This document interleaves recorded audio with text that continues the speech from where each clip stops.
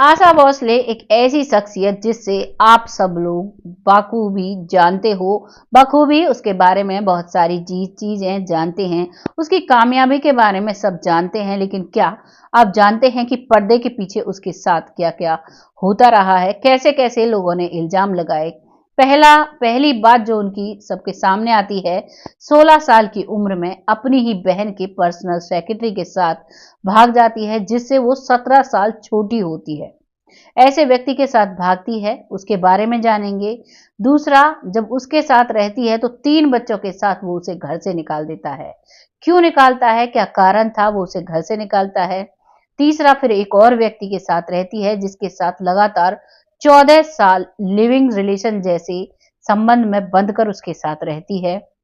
और लोग बहुत ही ट्रोल करते हैं, एक बसी बसाए परिवार में एंट्री करती हैं।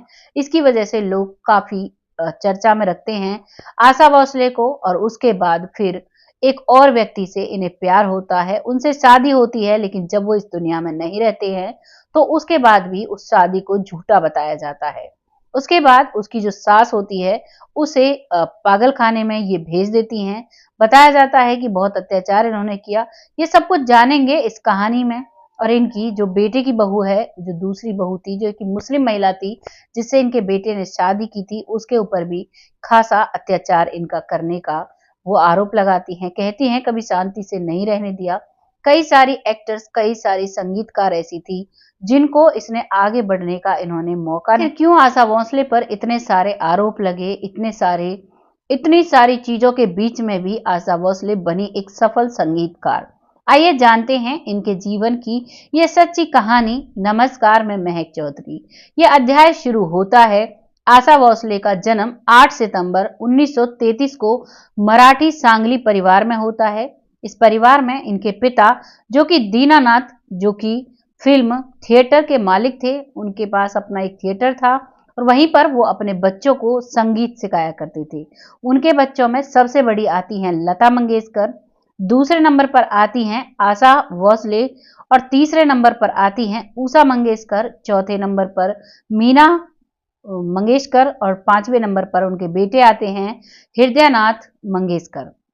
ये एक बहुत अच्छा सा परिवार और इनकी माँ, इस परिवार में ये लोग रहा करते और बचपन से ही इन सभी को संगीत की, समझो इन्हें संगीत विरासत में मिला हो, इनको बचपन से ही संगीत सिखाया जाता है।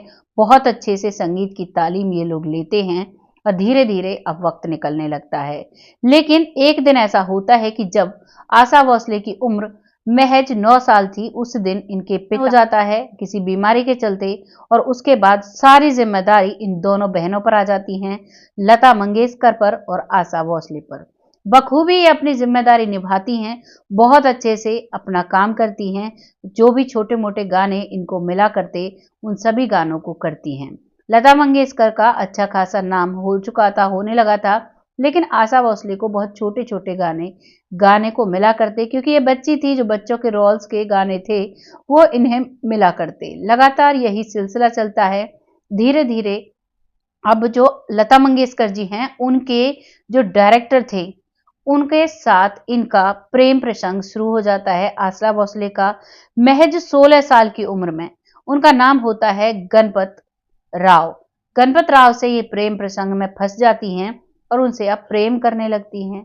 कई बार उनसे मिलने जाती हैं, मिलती हैं और समय निकलता है और अब एक दिन वो जानती हैं कि हमारे घर वाले इस चीज को नहीं मानेंगे और अब वो दोनों अपने एक दूसरे के साथ घर से फरार हो जाते हैं और जाकर दोनों शादी कर लेते हैं। शादी करने के बाद गणपत राव के साथ आशा भोसले रहती हैं बहुत अच्छे से, बहुत ही मेहनत करती हैं। लेकिन गणपत राव की नजर उसके टैलेंट पर थी। उसे हर वक्त जो भी वो व्यक्ति, यानी वो जो भी गाना मिलता उसे ले लिया करता, चाहे वो अच्छा है या बुरा है, और हर गाने को आशा भोसले जी से गवाया करता। इस बात से आशा भोसले बहुत परेशान होती हैं कि दिन के 5 से 6 गाने वो शूट किया करती, इधर इस स्टूडियो से उस स्टूडियो वो भागती रहती और सारा दिन गाना गाती रहती और आने के बाद घर का काम भी करती और धीरे धीरे ऐसे ही वक्त निकलता है और वो बहुत परेशान हो जाती हैं। इस चीज को वो देखती हैं, घर के टॉर्चर को भी सहन करती हैं। लेकिन एक दिन ऐसा आता है, इन सब चीजों को करते करते एक व्यक्ति से इनकी मुलाकात होती है जिनका नाम होता है ओपी नैयर। ओपी नैयर उनसे मुलाकात होती है। वो इन्हें गाना गाने के लिए कुछ गाने देते हैं और उन गानों को जब ये गाती हैं और जैसे ही ये गाती हैं तो वो गाने इनकी लाइफ के लिए बहुत अच्छे सुपर हिट होते हैं। इससे पहले इन्होंने करीबन 800 से ज्यादा गाने गा दिए थे, लेकिन कोई भी गाना सुपर डुपर हिट नहीं गया था। लेकिन जैसे ही ओपी नैयर की एंट्री इनके जीवन में आती है, इनके गाने सुपर डुपर हिट जाने लगते हैं। अब ये सारा दिन काम किया करती, इन्हें कोई आपत्ति नहीं थी, गाने भी गाया करती, घर में भी जो वो था वो सारा काम करती। अब तक इनको 2 बच्चे हो चुके थे और एक बच्चा इनके गर्भ में था। धीरे धीरे वक्त निकलता है और अब एक दिन इसका जो पति है उसे गुस्सा आता है। वो इस पर शक करने लगता है और कहता है कि तुम्हारे गैर लोगों के साथ संबंध है, तुम इतना इतना वक्त बाहर बिताती हो। और ये इनकी मजबूरी थी कि इन्हें काम करना पड़ता था और काम की वजह से ही इन्हें बहुत लंबे समय तक घर से बाहर रहना पड़ता था। लेकिन पति को अब ये बात अच्छी नहीं लगती है और गणपत राय अब इसे मार पीट कर तलाक दे देता है, घर से निकाल देता है रात के ही समय। और रात के समय ये निकलती है, रोड पर चलते चलते सोचती है अब जाऊं तो कहाँ जाऊं, क्योंकि उससे पहले कई बार उसे टॉर्चर किया गया, लेकिन वो अपने माता पिता को, मम्मी को और अपनी बहनों को कोई भी कांटेक्ट नहीं कर पाती है, क्योंकि इसका पति गणपत राव इसको नहीं करने दे देता कोई भी कांटेक्ट। धीरे धीरे वक्त निकल रहा था और अब एक दिन ऐसा होता है कि ये अपने पति से कहती है कि तुम मुझ पर क्यों शक करते हो, और इसी वजह से इनकी लड़ाई होती है।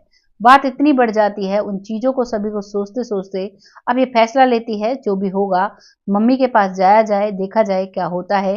और जब ये अपने घर जाती है, इनका परिवार इससे बहुत गुस्से में था, जिससे सारे नाते तोड़ चुका था, क्योंकि इसने भाग के शादी की थी और वो लोग इस चीज को नहीं खुश नहीं थे इस चीज से।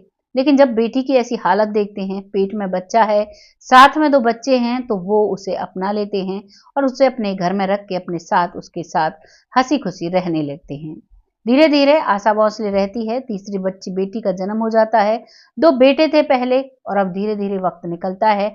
आशा भोसले ओपी नैयर के साथ बहुत सारे गाने बनाने लगती हैं और बहुत अच्छा वक्त निकलने लगता है और अब वो बुलंदियों पर पहुंच जाती हैं शिखर की, और बहुत अच्छे यानी संगीत में उनका अच्छा नाम होने लगता है। लेकिन ओपी नैयर के साथ काम करते करते अब ओपी नैयर के साथ इनकी नजदीकियां बढ़ जाती हैं। इस बात का पता लता मंगेशकर जी को चलता है।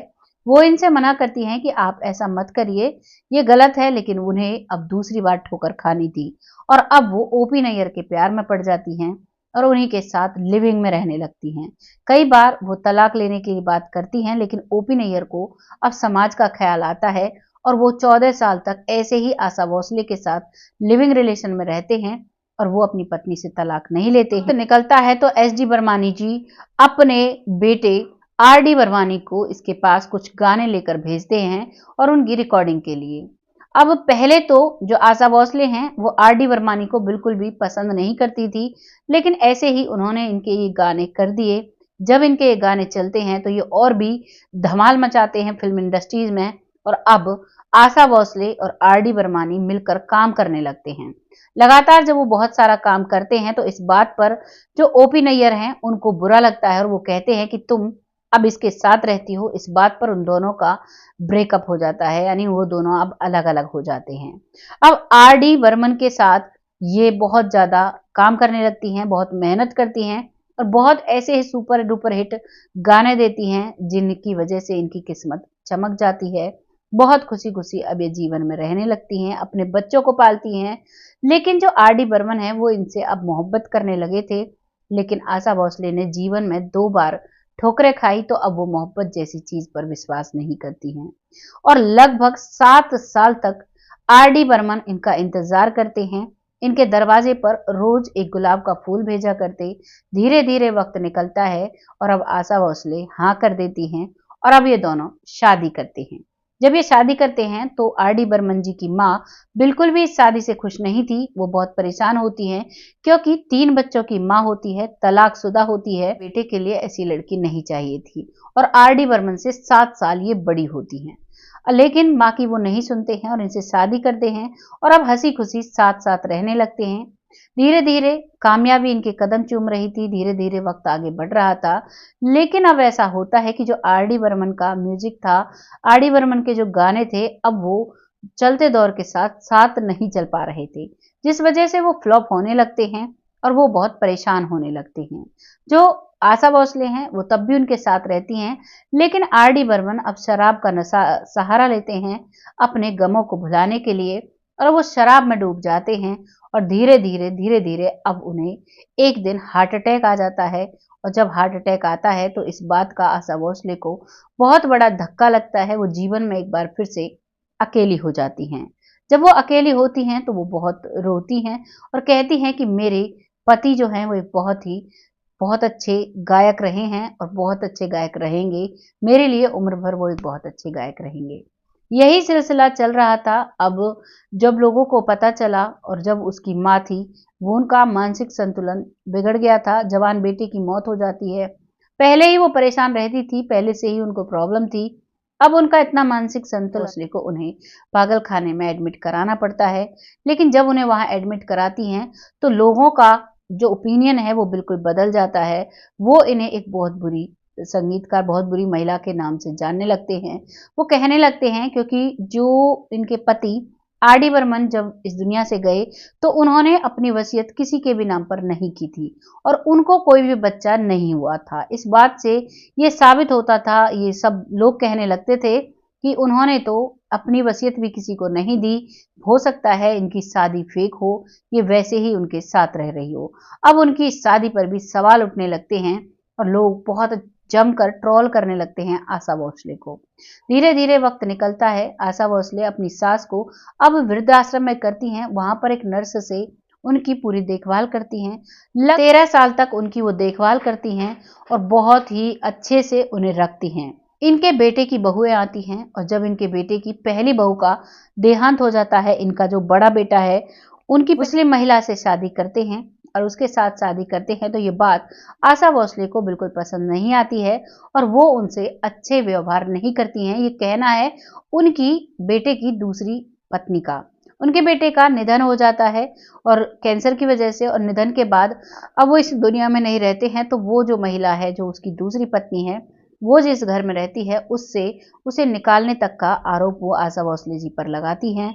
और उसके बाद अब धीरे धीरे वक्त आगे निकल रहा था और आशा भोसले अपने जीवन में आगे बढ़ी रही थी कि उनकी बेटी का निधन हो जाता है। जब उनकी बेटी का उसने बेटी ने अपने आप को खत्म किया था, वो भी बड़े डिप्रेशन से जूझ रही थी। और जब बेटी इस दुनिया से जाती है तो माँ बुरी तरीके से टूट जाती है। बहुत दिनों में उस दुख से वो उभरती हैं, धीरे धीरे रहती हैं, अपने जीवन की पटरी को जगह पर लाती हैं। और फिर इनका बेटा, एक और बेटा होता है, इनका दूसरा जो बेटा है, उनके साथ ये मुंबई में रहने लगती हैं। लेकिन मुंबई में ही एक अनुराधा करती थी, उनसे इनका 36 का आंकड़ा रहा करता था। और अब एक दिन जब वो अपने गाने की रिकॉर्डिंग कर रही थी तो उसी दौरान उनका पति उस स्टूडियो में होता है।